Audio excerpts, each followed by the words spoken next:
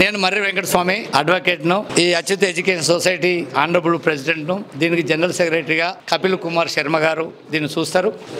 దీనిలో ఈ లియోనియా నుంచి 2008లో 5 ఎకరాల ల్యాండ్ కొనుగోలు చేసి బిల్డింగ్లు కన్స్ట్రక్షన్ చేసుకున్నారు. వాటిని రెంటెడ్గా లీజుకు ఇచ్చి నడుపుకున్నటువంటి పరిస్థితి కపిల్ కుమార్ శర్మ గారి ఆధ్వర్యంలో నడుస్తున్నది. దీని లీజు అగ్రిమెంట్ సెప్టెంబర్ 24తో కంప్లీట్ అయింది. మాకు రావాల్సినటువంటి బకాయి రంజిత్ రెడ్డి గారి బినామీతో నడుస్తున్నటువంటి సంస్థగా ఆయనే డైరెక్ట్ ఇన్వాల్వ్ అయ్యి బ్యాంకర్స్తో కొంత బిల్డింగ్లు కొనుగోలు చేశాడు, తీసుకున్నాడు. ఆ బిల్డింగులను వాడుకోకుండా ఇతర ప్రైవేటు ప్రాపర్టీని మాకు సంబంధించిన ప్రాపర్టీని ఆక్యుపై చేయడానికి తీవ్రంగా వారి యొక్క సెక్యూరిటీ సిబ్బందితో భయాభ్రాంతులకు గురి చేస్తున్నారు.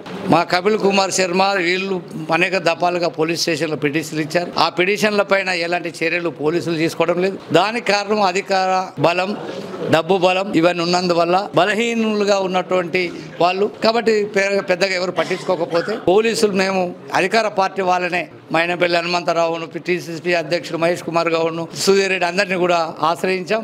వాళ్ళ నుంచి తీసుకున్నాం. అప్పుడు కానీ మనకు బయటకు వచ్చేది వాళ్ళు బాగా న్యాయంగా అధికార పార్టీ అయినా ఆక్రమణలు ఈ యొక్క భూమి కబ్జాదారులకు అండ ఉండకూడదు.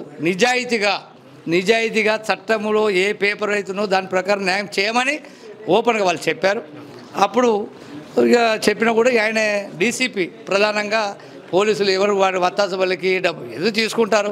ఆయన ప్రధానంగా ఇందులో మన వేం నరేంద్ర రెడ్డి గారి పాత్ర ఉంది, వారు ఉన్నారని చెప్పి ఓపెన్గా మైనంపల్లి హనుమంతరావు గారితో చెప్పడం, దాంతో ఇది రాజకీయంగా ఆ లెవెల్లో ఉందని మేము భావించాం. కాబట్టి మేము దీన్ని విస్తృత ప్రచారంలో తీసుకెళ్లాలా, కూడగట్టాలా, మా బకాయిలు మాకు రావాలా, వేకేట్ చేయాలి లేదా రీయాక్టివేట్ చేయాలి. కాబట్టి ఈ వెంచర్లో రావాలంటే తప్పనిసరిగా ఈ యొక్క గేట్లు తొలగించాలా, మరి అక్రమంగా మట్టి పోసారు, దాన్ని మట్టిని తీయాలా అనేటువంటి దాని మీద రైతులను కూడా తీసుకుంటాం. ఇలా 300 ప్లాట్లు ఉన్నాయి. ఏదున్నా రంజిత్ రెడ్డి గారు చేసేటటువంటి దౌర్జన్యాలు, భూ ఆక్రమణ పైన రాబోయే కాలంలో ఎండగడతాం. లేదా మా పద్ధతిలో వేం నరేంద్ర రెడ్డి ప్రధానంగా ఉన్నాడని ఓపెన్ చెప్తున్నాడు. వేం నరేంద్ర రెడ్డి ఉన్నాడంటే ముఖ్యమంత్రి ఉన్నట్లు లెక్క, జనరల్ అది అందరికీ తెలుసు. కాబట్టి ఒకవేళ ఆయన ఉంటే తక్షణం ఆయన పైన చర్యలు తీసుకొని న్యాయం చేయండి, లేకపోతే ఆయన పైన చర్యలు తీసుకోవడానికి ఆదేశాలు ఇవ్వండి, మాకు న్యాయం చేయండి. ఇది తీసుకెళ్తాం, ఇంటర్వ్యూ కోసం ప్రయత్నం చేస్తాం, తప్పనిసరిగా ప్రయత్నం చేస్తాం. ఈ మధ్యలో ఇప్పుడు ఇవన్నీ చేసినాము. నెక్స్ట్ ఆల్ పార్టీస్, అన్ని పార్టీల నాయకులకు ఇస్తాం. తర్వాత ఆయన విషయాలన్నింటినీ కూడా తీసుకొని సీఎం కూడా కలిసి ఆయన వివరించేటువంటి ప్రయత్నం.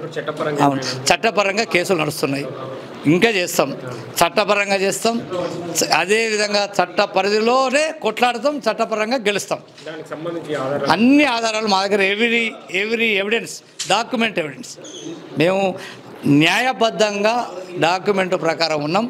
అయితే కొంత మనది అని ప్రూవ్ చేసుకోవడానికి, డాక్యుమెంట్తో ప్రూవ్ చేసుకోవడానికి కూడా చట్ట పరిధిలో కొంత ఆలస్యం అవుతుంది. దాన్ని స్లోగా ఆలస్యమైనా దాన్ని సాధించడానికి చట్టపరిధిలో కొట్లాడతాం. 100% గెలుస్తాం. మేము నిజాయితీగా ఉన్నాం కాబట్టి గెలుస్తాం. ఏ పరిధి కొన్ని కష్టాలు వస్తాయి, మమ్మల్లాగా ఇబ్బంది పెడతారు, ఇబ్బందికి మా వాళ్ళు సిద్ధంగా ఉన్నారు, ఏమి కాదు, కొంత ఇక భయపడుతున్నారు. అయినా కూడా మేము సెక్యూరిటీ ఇస్తున్నాం.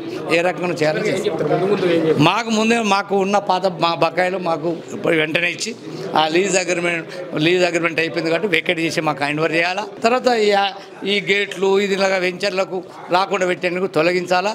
నువ్వు దౌర్జన్యాన్ని మానుకోవాలా. ఉంటే మంచిది, సొసైటీలో మంచిది.